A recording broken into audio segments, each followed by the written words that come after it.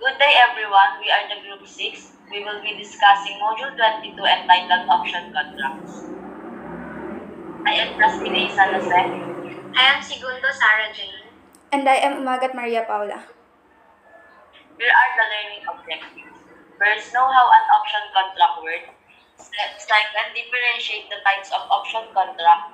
Third, determine features of option contract. Fourth, appreciate the importance of option contract. 5. Discuss the type of option contract. And 6. Explain what happens when an option contract expires. Option contracts. Option contracts are agreement between a buyer and seller which give the buyer the right to buy or sell a particular asset. Later, on expiration date and agreed upon price or the strike price. Isa tong legally binding agreement between sa buyer at seller where the buyer is granted the right but not the obligation to buy or sell a particular asset, such as stocks, commodities, or currency, at an agreed upon price or known as strike price or on or before a specific expiration date.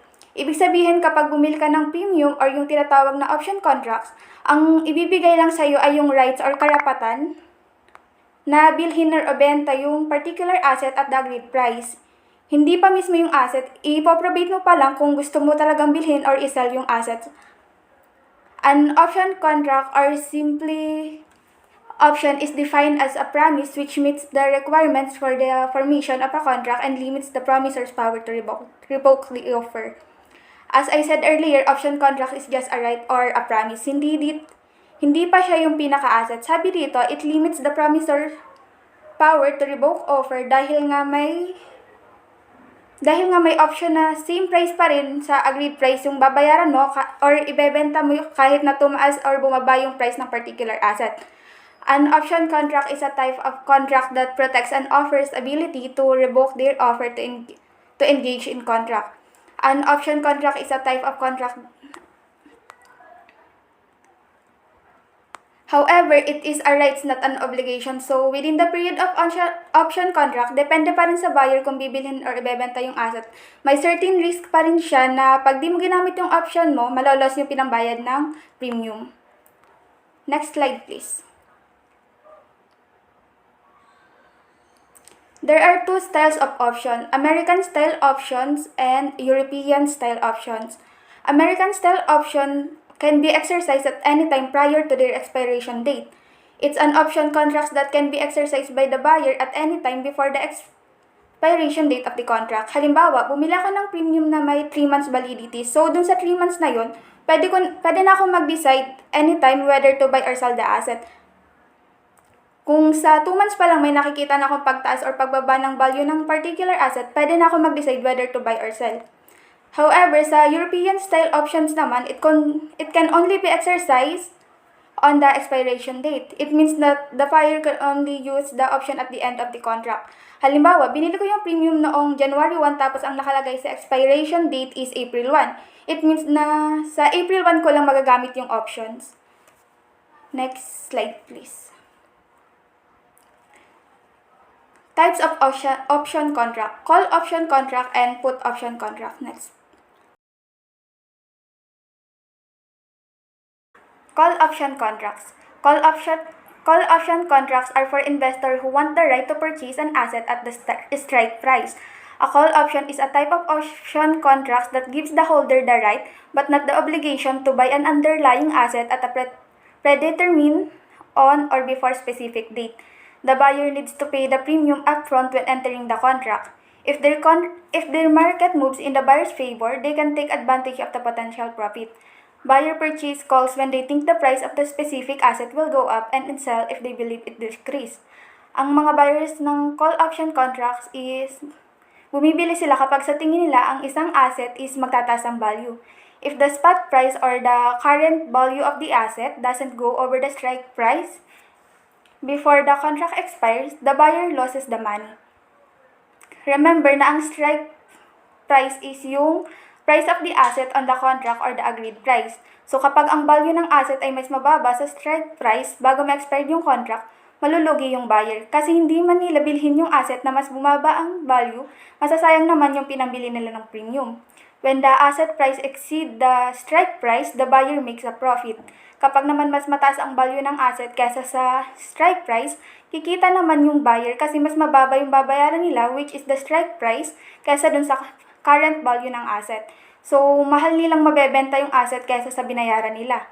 If the spot price is higher than the strike price, when the option expires, the seller will incur a loss that is equivalent to the buyer's profit.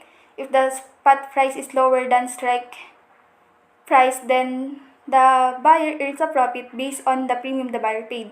So, vice versa, kung ano yung profit ni buyer, iyon naman yung loss ni seller. At yung loss ni buyer, profit naman ni seller. Halimbawa, sabihin natin na ang buyer ay bumili ng isang call option para sa 100 shares of ABC Corporation stock at the strike price of $50 per share na may expiration date na 1 month. Ang buyer ay nagbayad ng premium na $500 sa seller para sa option contracts. Kung tataas ang price ng stocks to $60 per share, sa loob ng isang buwan, maaaring gamitin ng buyer ang kanyang option upang bilhin ng 100 shares sa strike price na $50 bawat share na mas mababa sa market price. The seller must then sell the shares to the buyer at the agreed price. Next, please.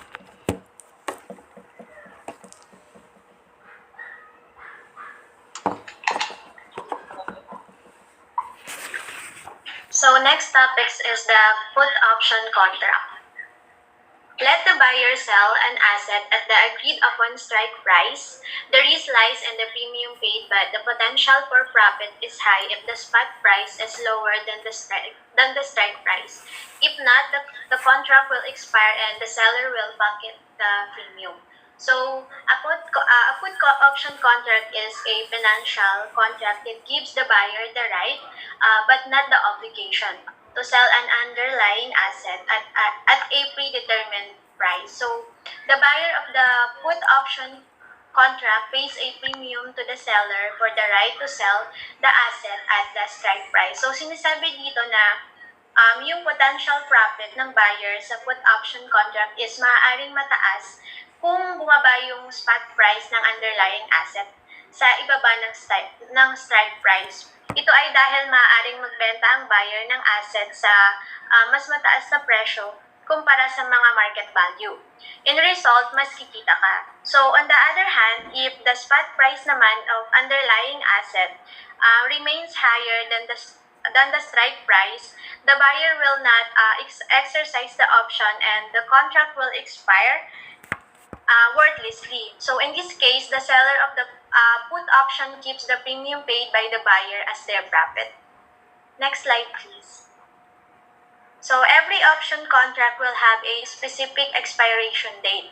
That means that the value of the contract relies heavily on the date.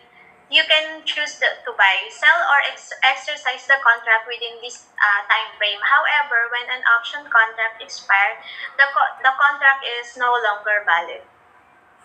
So, sinasabi naman dito na, ayun nga, yung option contract daw is importante yung expiration date niya. Dahil ito yung nagtatakda sa haba ng panahon kung kailan maaaring gamitin yung contract. At kapag natapos na yung expiration date, yung option contract is hindi na valid and hindi na siya maaaring magamit ng buyer. Next slide po. Next is put option contract and versus future contract. Option contract gives the buyer the right to sell or purchase shares. Future contract naman is investors are required to purchase or sell shares on a specific date in the future unless a holder position is closed before the expiration date. So, in the case of an option contract, it gives the buyer the right to sell or purchase the underlying asset, and it is typically share of a specific company. So the buyer of the option contract has the right but not the obligation to sell or purchase a specific number of shares at a predetermined price, known as the strike price, within a specified period of time. So kung pipiliin ni buyer na magamit yung rights niya na bumili or magbenta ng mga shares, the seller of the option contract must fulfill the obligation and deliver the share at a fine price. So, Ang option contract is maaaring magamit sa iba't ibang purposes including hedging against a potential losses ng sa portfolio and speculating on the future price movement of an asset or generating income through the sales of option. And yung future contract naman, isa siyang kasunduan between two parties kung saan sumang-ayon sila na bumili o magbenta ng mga particular asset tulad ng mga stocks, commodities, or currencies. So, if the investor choose to hold the contract until the expiration date, they must either buy or sell the shares as specified in the contract. However, the investor may also choose to close their position by selling the contract to another investor before the expiration date. So, kung sa option contract, di nila obligation na mag-sell or purchase ng mga shares, dito naman sa future contract, may obligation sila to buy or sell the shares at a specified date lang. Next slide po. So, option and future are both financial product investors can use to make money or hedge current investment. So, both option and future allowed an investor to buy an investment at a specific price by a specific date. So, sinasabi dito na yung option and future contract is parehong uri ng mga financial derivatives na nagbibigay sa mga investors ng mga opportunity para kumita and para maprotektahan yung mga investment nila sa pagbabago or pagbaba ng mga prices in the future. Next slide.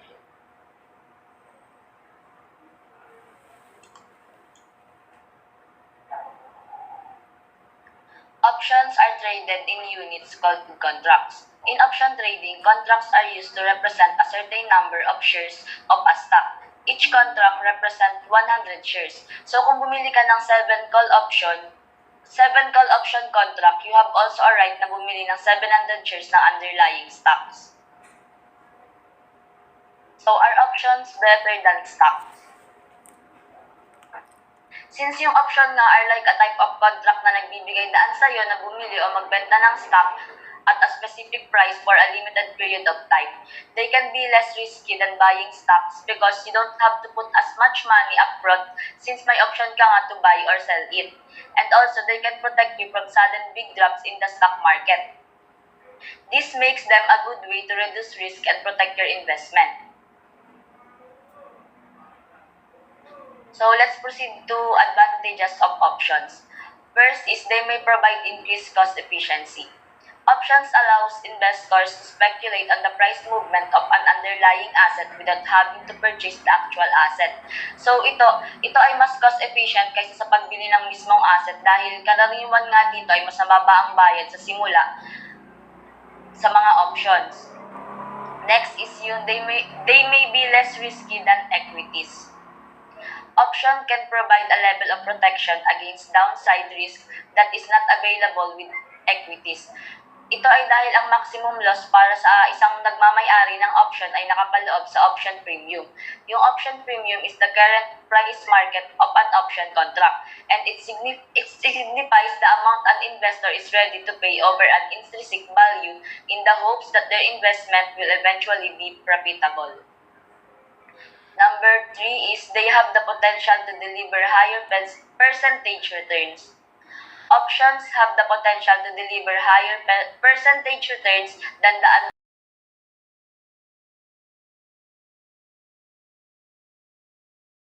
underlying asset, which can result in larger price movements for the option compared to the underlying asset.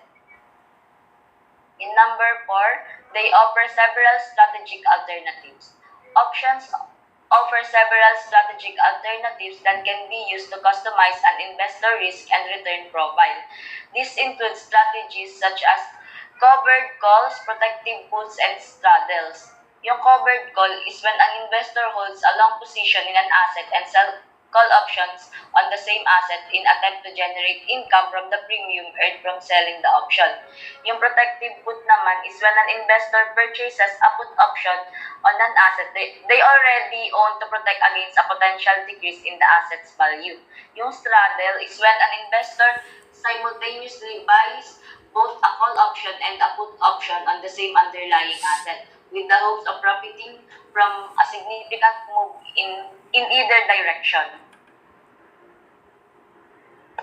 Next is yung disadvantages of options. Lower liquidity. May individual stock option don't have much volume at all. When there are low liquidity, it means there aren't many buyers and sellers, which can make it harder to sell or buy an option. For example, kung mayroon kang option na bumili ng isang particular na stock, ngunit kakunti ang tao na interesadong bili ng option na yun, maaaring maging mahirap itong ibenta. Yung number 2, higher spreads. Option to have a higher spread because of the lack of liquidity. The spread is the difference between the bid, kung ano ang gustong bayaran ng mamimili, and the ask, kung ano ang gustong tanggapin ng nagbebenta. When there's a low liquidity, the spread can be wider. Ibig sabihin, maaaring kailanganin mong magbayad ng mas malaki para makabili ng option o makatanggap ng mas kaunti kapag ibinenta mo ito. Sa number 3, higher commissions. Brokers may charge higher commissions for options trading because it can be more complex than trading stocks. Number 4, complicated. Option can be more complex than stocks with different strike prices, expiration dates, and exercise styles. So, mahalagang maunawaan kung paano gumagana ang mga ito before mo siya i-trade. Number 5, time decay. Options have limited lifespan and their value decreases over time.